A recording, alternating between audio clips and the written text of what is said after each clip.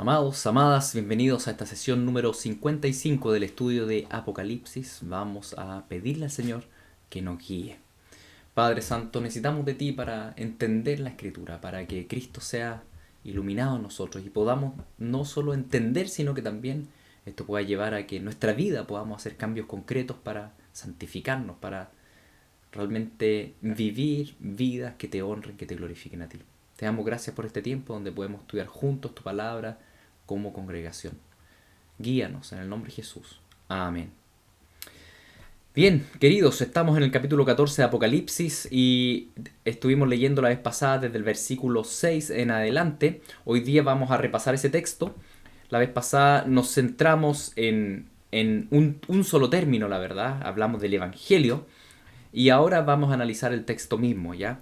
Dice así: vi volar por en medio del cielo a otro ángel, que tenía el evangelio eterno para predicarlo a los moradores de la tierra, a toda nación, tribu, lengua y pueblo, diciendo a gran voz: temed a Dios y dadle gloria, porque la hora de su juicio ha llegado, y adorad a aquel que hizo el cielo y la tierra, el mar y las fuentes de las aguas.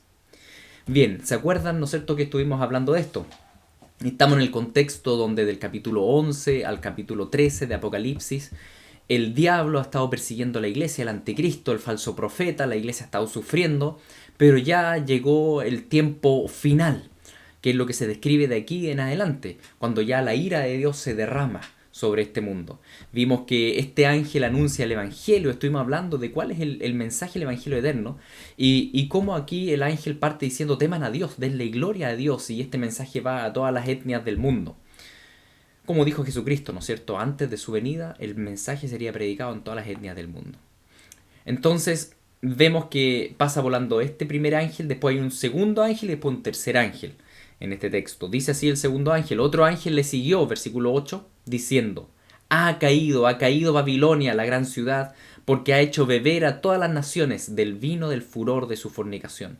Y el tercer ángel los siguió, diciendo a gran voz: si alguno adora a la bestia y a su imagen y recibe la marca en su frente o en su mano, él también beberá del vino de la ira de Dios, que ha sido vaciado puro en el cáliz de su ira, y será atormentado con fuego y azufre delante de los santos ángeles y del Cordero. Y el humo de su tormento sube por los siglos de los siglos, y no tienen reposo de día ni de noche los que adoran a la bestia y a su imagen, ni nadie que recibe la marca de su nombre. Bien, tenemos estos tres ángeles entonces en esta sección, estos tres ángeles que proclaman el Evangelio eterno. El primero dice: teman a Dios, denle gloria. El segundo dice: cayó Babilonia. El tercero dice: los que tienen la marca sufrirán eternamente, van a ir a castigo eterno, no hay vuelta atrás para los que se colocan la marca. Entonces estos son los tres mensajes de estos tres ángeles, ¿no es cierto? Y que básicamente lo que están anunciando es: llegó el juicio, llegó el período final. ¿Y cómo discernimos eso? Bueno, también parte de lo que tenemos que analizar hoy día, que el segundo ángel dice: cayó Babilonia. Este término de cayó Babilonia, la gran ciudad, ¿no es cierto? Esta ciudad enemiga de la ciudad de Dios, ¿sí? La ciudad de Satanás, la ciudad de los hijos del diablo, que es enemigo de la Jerusalén celestial, la de Dios. Entonces esta ciudad ha caído finalmente, ha caído este reinado satánico en el mundo. Esto es una figura que es tomada ya desde el Antiguo Testamento y que logramos verla desde Jeremías 25, cuando Jeremías profetizó esto. Jeremías profetizó en una época donde Israel, donde el Medio Oriente estaba siendo atacado y conquistado por Babilonia, y Jerusalén estaba siendo sitiada y después fue conquistada por Nabucodonosor y fue llevada ya a Babilonia. Y Jeremías dice lo siguiente: voy a saltar a Jeremías, capítulo 25, dice así, dice: he aquí enviaré y tomaré todas las tribus del norte, dice Jehová, y a Nabucodonosor, rey de Babilonia, mi siervo, y los traeré contra esta tierra y contra los moradores y contra todas estas naciones en derredor, y los destruiré, y los pondré por escarnio y burla y desolación perpetua, y haré que desaparezca entre ellos la voz de gozo, de alegría, la voz de desposado y la voz de desposada, ruido de molino y luz de lámpara. Toda esta tierra será puesta en ruinas y en espanto, y servirán estas naciones al rey de Babilonia 70 años. Tal cual fue, ¿no es cierto? Babilonia fue, conquistó todo el Medio Oriente, asoló Israel y se fueron muchos, ¿no es cierto?, exiliados a Babilonia, y dice, fíjense en esto, servirán estas naciones al rey de Babilonia 70 años. Cosa que ocurrió literalmente, pero ojo, dice, y cuando sean cumplidos los 70 años, castigaré al rey de Babilonia y a aquella nación por su maldad, ha dicho Jehová, y a la tierra de los caldeos, y la convertiré en desiertos para siempre, en perpetua desolación. Ahora, sabemos que esto se cumplió literalmente y al mismo tiempo también sabemos que en Daniel capítulo 9, un ángel le dice a Daniel, ¿saben qué? El cumplimiento de estas 70 semanas es mucho más amplio que simplemente 70 años, la generación de una persona. Y en Daniel 9 tenemos la explicación de estos 70 años, pero a lo largo de 70 semanas calculado en 7 por 7 años, ¿no es cierto? No sé si ustedes se acuerdan de esto, pero lo estuvimos analizando en la sesión, si ustedes quieren ahí analizarlo con calma, en la sesión número 45. Estuvimos, no 45, perdón, en la sesión número 42, ustedes pueden buscar esto y estuvimos analizando con calma lo que significaba estos 70 años, ¿no es cierto? Y que el ángel explica a Daniel que en realidad eran 70 semanas decretadas sobre Israel. Y entonces, ¿por qué saco a relucir todo esto? Cuando en Apocalipsis 14 dice cayó Babilonia, está diciendo lo concreto, se cumplieron las 70 semanas. Es decir, se cumplieron todo lo que estaba decretado para esas 70 semanas, ya se cumplió incluso los 3 años y medio finales del reinado del anticristo. Ya llegó la ira de Dios. Por tanto, de aquí en adelante se manifiesta la ira de Dios sobre el mundo. Desde este punto del capítulo 14 en adelante ya terminó el periodo de los 70 años. Es decir, incluso terminó el periodo de los 3 años y medio de opresión por parte del anticristo y la persecución. Ya ahora se colmó la copa, ¿no es cierto?, de ira, y ahora empieza a rebalsar y empieza a haber un derramamiento masivo de la ira de Dios sobre la tierra con la venida de Cristo, ¿no es cierto?, el Rey de Reyes. Por tanto, cuando dice aquí cayó Babilonia, está estrechamente relacionado a toda la profecía bíblica que dice ya se cumplió, Babilonia va a caer después de los 70 años, es decir, cuando ya se colme toda la maldad. Por tanto, esto está estrechamente ligado, ¿no es cierto?, a las consecuencias de toda la maldad que el diablo lleva a cabo por medio del anticristo y el falso profeta en el mundo en ese tiempo final. La persecución de los santos, ¿no es cierto?, el asesinato de los 2 testigos y todo lo que se ha visto en los capítulos anteriores. Si analizáramos Apocalipsis desde un punto de vista de una narrativa sobrepuesta, con historias sobrepuestas que son contadas, podríamos tal vez decir que en este punto del capítulo 14 ocurre el sexto sello, que fue del cual habla el capítulo 6. Porque recuerden que en el capítulo 6 se hablan de los sellos, donde el quinto sello es la persecución mundial, probablemente llevada a cabo por el anticristo, y el sexto sello ya es la ira del Cordero, ¿no es cierto?, donde el universo es removido y donde ya dicen aquí llegamos al fin.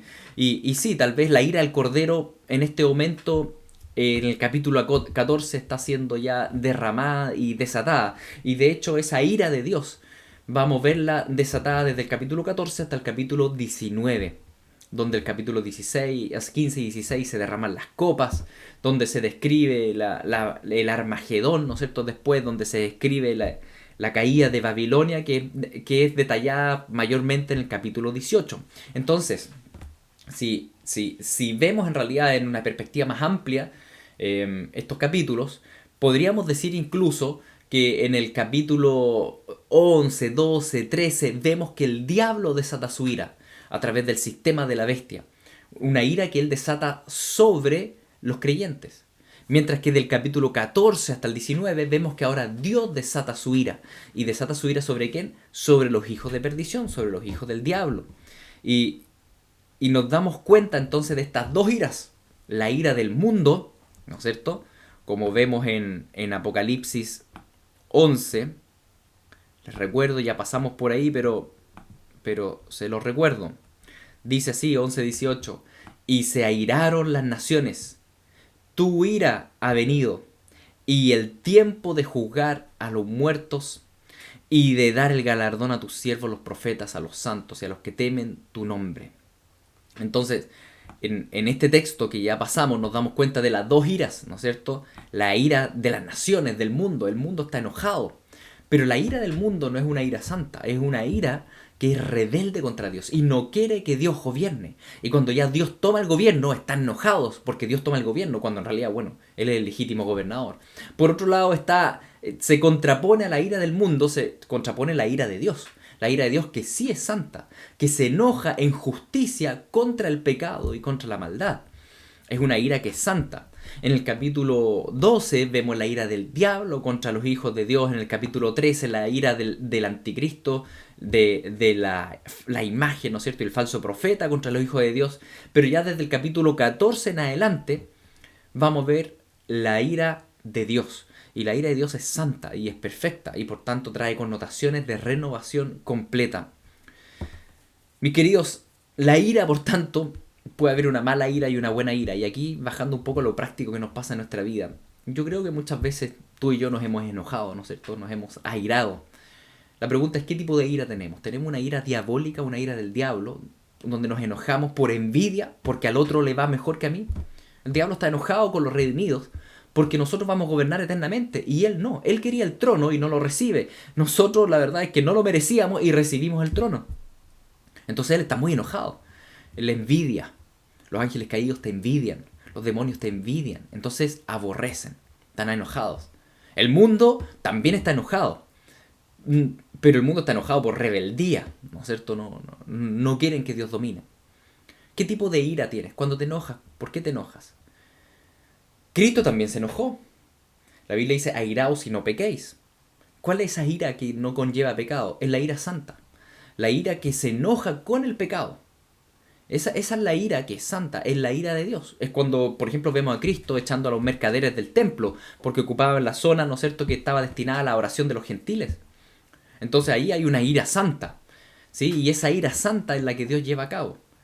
Pero ojo, porque generalmente nuestras iras, nuestros enojos no son santos. Nosotros solemos enojarnos cuando no ocurren las cosas que deseábamos que ocurrieran. Cuando la familia no se comporta como yo quería que me comportara. Cuando tal persona no hizo lo que yo tenía en mis expectativas. Cuando alguien me trató mal. Cuando me frustro. Ese tipo de iras son iras egocéntricas y por tanto pecaminosas.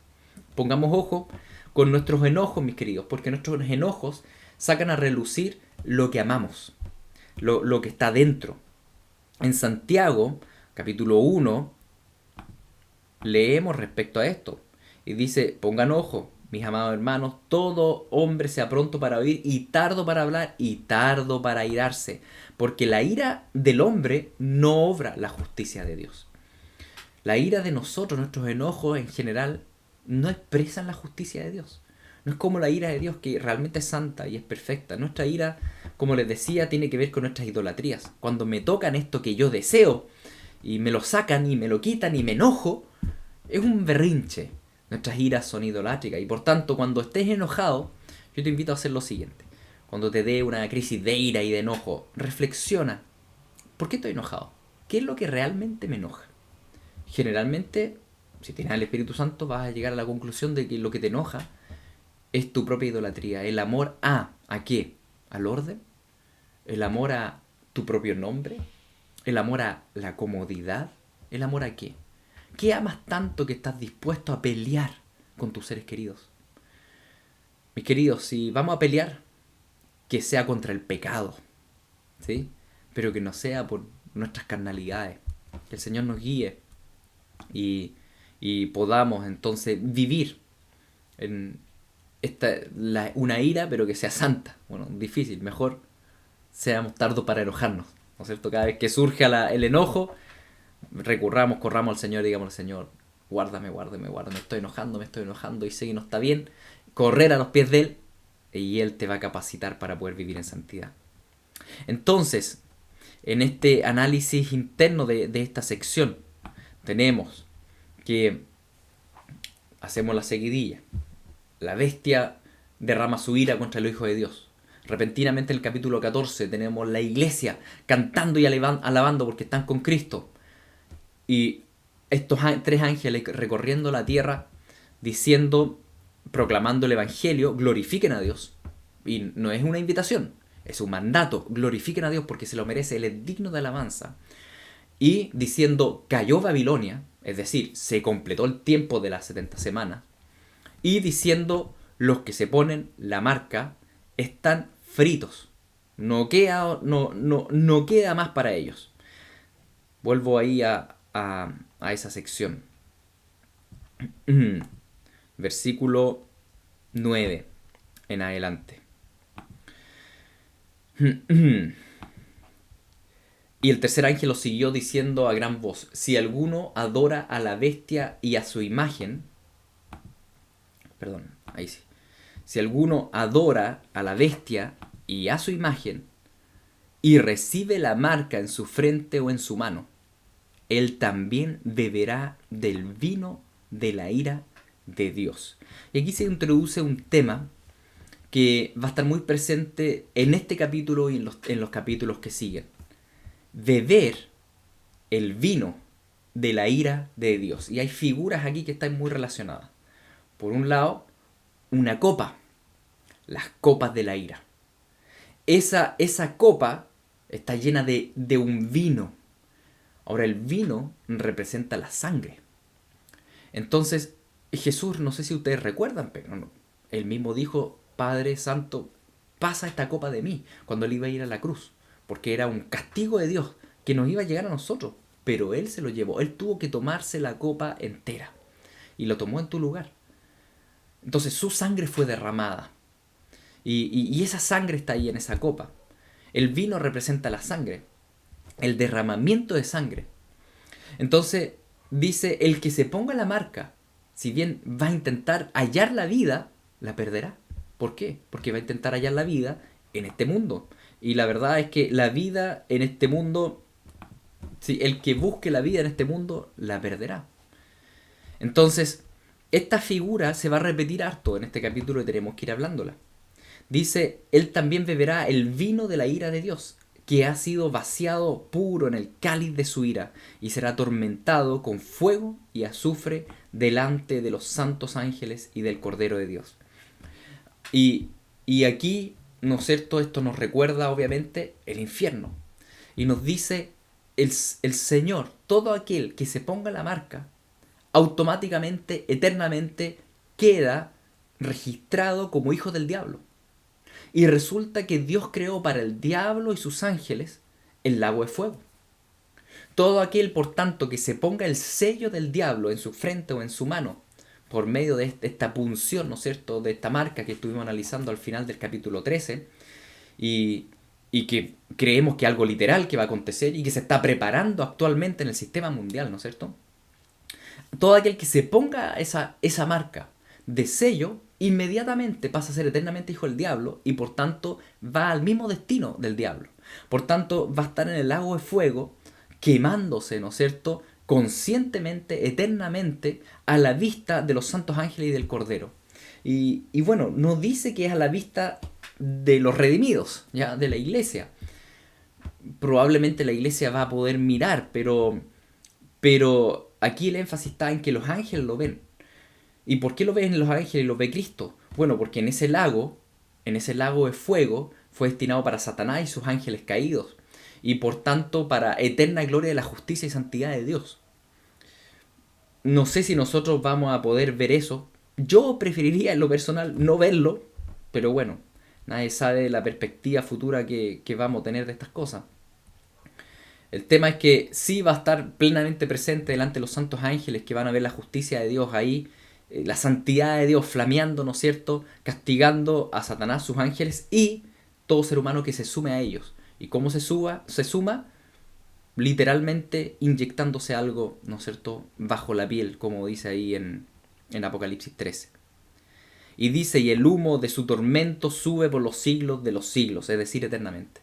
Y no tienen reposo de día ni de noche los que adoran a la bestia y su imagen, ni nadie que recibe la marca de su nombre.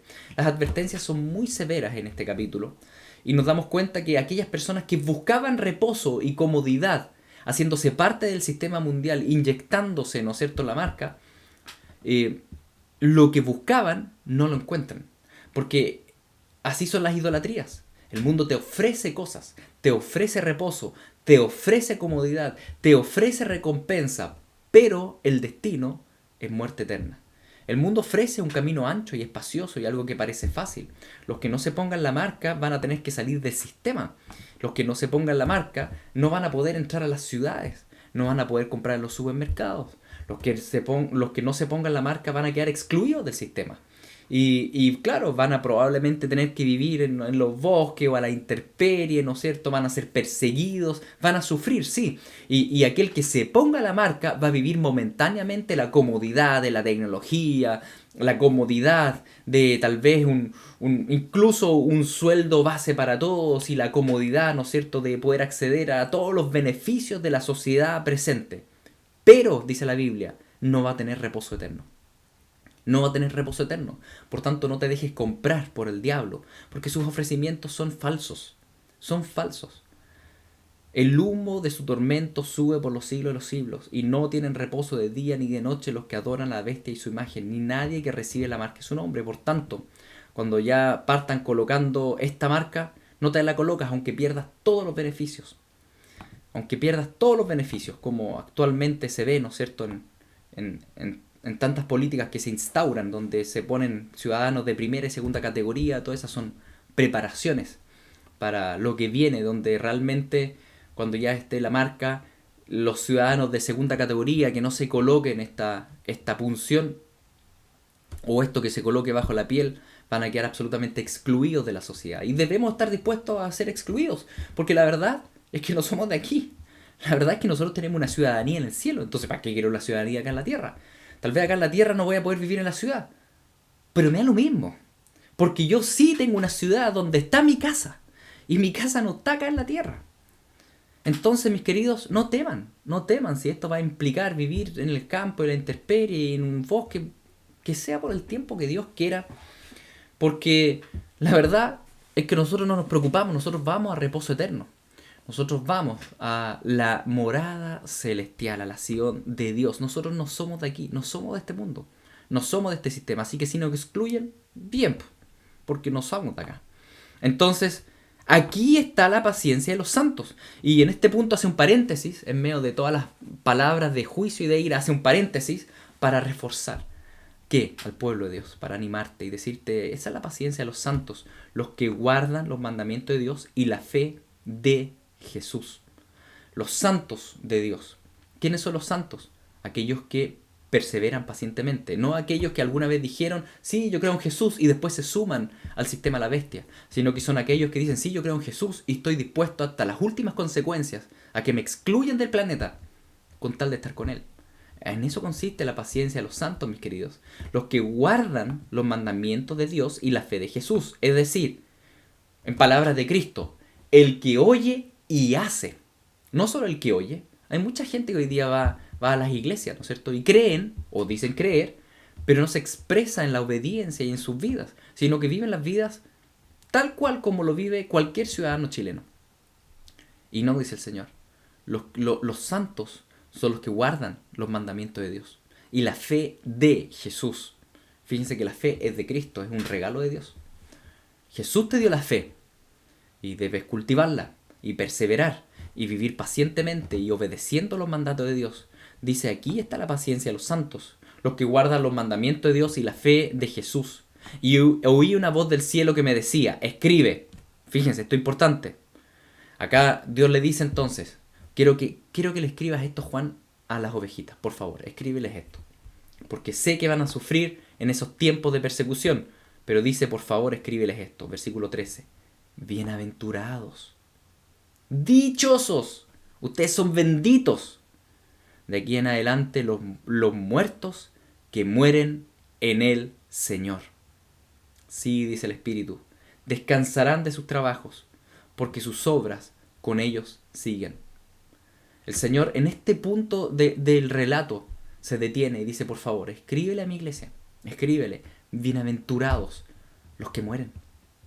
Bienaventurados los que mueren, no tengan miedo a la muerte. Tengan miedo a aquel que puede echar su alma al infierno. Pero no tengan miedo a la muerte, dice. Bienaventurados.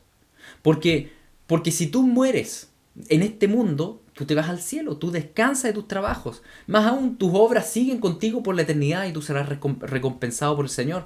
Por tanto, no tengas miedo a la muerte. Mis queridos, hoy día el diablo ejerce opresión y dominio sobre el mundo y sobre la sociedad a través del miedo a la muerte. Del miedo a la muerte, el miedo al COVID, el miedo a morir por COVID. ¿Y qué si morimos por COVID, mis queridos? Nos vamos al cielo. Lindo, allá ya no hay pandemias. El miedo a la muerte, el miedo a perder la vida, es una de las cosas una de las presiones, ¿no es cierto?, que Satanás ejerce sobre este mundo. Y el Señor acá en este punto le insiste a su iglesia, le dice, por favor recuerden que son bienaventurados si ustedes mueren. Si ustedes son bienaventurados, descansarán de sus trabajos, porque sus obras siguen con ustedes. La muerte, mis queridos, de ahora en adelante vamos a seguir viendo mucha muerte en nuestro mundo. Si estamos realmente en estos tiempos finales, viene un tiempo de mucha muerte. De mucha muerte que tal vez es terrible porque si empezamos a ver, por ejemplo, muertes de familiares, de seres queridos, de niños, que en este punto de la pandemia, estoy grabando en julio del 2021, no ha afectado a los niños, prácticamente nada. ¿Y qué tal si ahora surgen virus que afectan a los niños y empiezan a morir niños? ¿Y qué pasa si empiezan a haber guerras, ¿no es cierto? Y empiezan a haber hambrunas y todo lo que está descrito aquí en Apocalipsis. ¿Qué vamos a hacer? ¿Cómo lo vamos a vivir? ¿Tienes la fe lo suficientemente madura y firme para confiar en el Señor?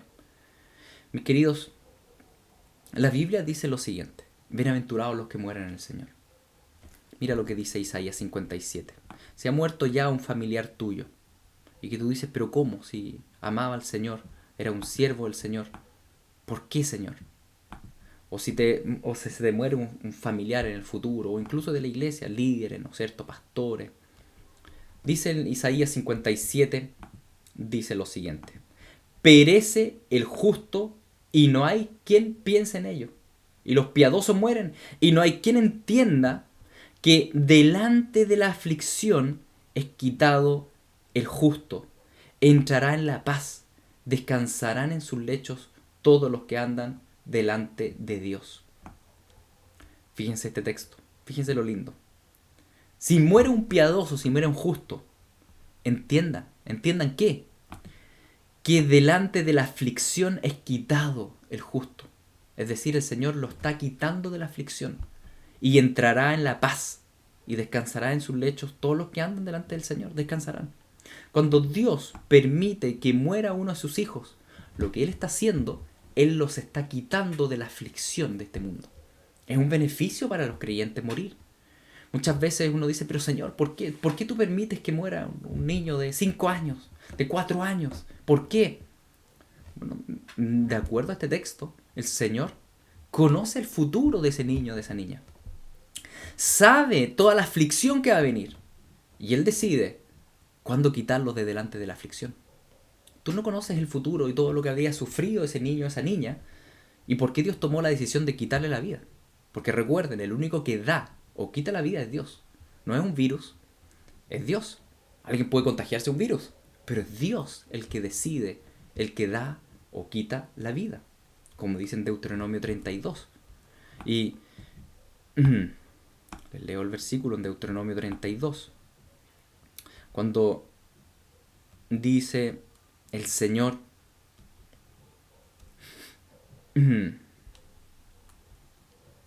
dice, perdóname, tengo que encontrar acá el versículo.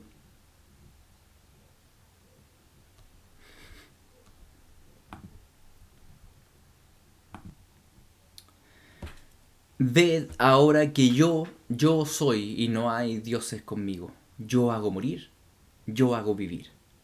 Yo hiero y yo sano, y no hay quien pueda librar de mi mano. Deuteronomio 32, 39. ¿Quién hace morir y quién hace vivir? No el diablo, mis queridos. No un virus, no una guerra, no el anticristo. Es Dios. Es Dios el que tiene determinado el día de tu partida, el día de la partida de cada cual y el día de nacimiento también de cada cual. Es Dios. Es Dios, el Dios soberano que está por sobre todo. Y ahí es donde nos surge la duda, Señor, pero ¿por qué permitiste que muriera tal persona, tan buena persona? ¿Por qué permitiste que muriera mi papá, mi mamá, mis hijos? ¿Por qué permitiste que murieran Y el Señor dice, ¿confías en mí o no? Cuando yo hago morir al justo, es porque estoy haciéndolo, lo estoy sacando de la aflicción. Porque tal vez el tiempo que se viene a la tierra es tan fuerte que no podría haberlo tolerado. Por tanto, me lo llevo. El Señor se lleva a los suyos. Y por eso es importante, mis queridos, que nosotros digiramos estos versículos, que entendamos que no hay ni siquiera un pajarito que caiga en la mitad del Amazonas y que no caiga debido a la voluntad de Dios. Dios es el que da o quita la vida y punto, nada más. Nadie más. No es una vacuna, mis queridos. No es un sistema, no es nada. Dios es el que da o quita la vida. Cuando tú vives, tal vez tú puedes decir en tu orgullo, yo estoy viviendo porque yo me he cuidado harto. No es así. Sí, tal vez te has cuidado harto y qué bueno que te cuides, pero tú vives porque Dios quiso. Porque te podrían haber atropellado también y no ha sucedido. El Señor te ha protegido. Qué bueno que el Señor te ha protegido, pero ojo, bienaventurados de aquí en adelante los muertos que mueren en el Señor. Sí, dice el Espíritu, descansarán de sus trabajos, porque sus obras con ellos siguen. Por tanto, aquí, ¿cuál es el énfasis? Los que están en el Señor. El que está en el Señor siempre es bienaventurado. Si vive, vive para Cristo. Si muere, es ganancia para Él. Es quitado del medio de la aflicción. Por tanto, ¿dónde está, oh muerte, tu aguijón? No está. No está, Cristo lo quitó. El aguijón fue clavado en la frente de Cristo, en la corona de espinas. Y ya no está presente para nosotros. No tengan miedo a la muerte. No tengan miedo a la muerte. No te dejen manipular por el diablo por temor a la muerte. Porque para nosotros los creyentes, la muerte realmente es una bienaventuranza. Vamos con Cristo, vamos con Él. Y si llega a pasarte en la vida entonces que tengas duelos profundos y difíciles con personas cercanas, ¿no es cierto?, queridas, y que tú no entiendes por qué el Señor permitió que murieran. La Biblia te dice, número 1, Dios lo hizo. Número 2, si Dios lo hizo con propósitos santos y perfectos. Quitó de en medio de la aflicción a esa persona y se la llevó a su presencia. El Señor sabe cuánto puede tolerar alguien y no va a permitir pruebas más grandes de lo que puedan tolerar. Por tanto, si vamos a entrar a un tiempo de gran aflicción y muchos no lo pueden tolerar, el Señor se va a llevar a muchos de sus hijos y va a dejar a aquellos que puedan tolerar ese tiempo hasta su venida. Por tanto, debemos estar preparados para incluso asumir los duelos y las muertes, pero con gozo, entendiendo que son bienaventurados y que el Señor se lleva a quien Él quiere llevar de acuerdo a su santa y perfecta y agradable y buena voluntad. Mis queridos, mastiquemos estas cosas mientras esperamos y añoramos la venida del Señor, sabiendo que nuestra esperanza no está en esta tierra, está con el Rey de Reyes.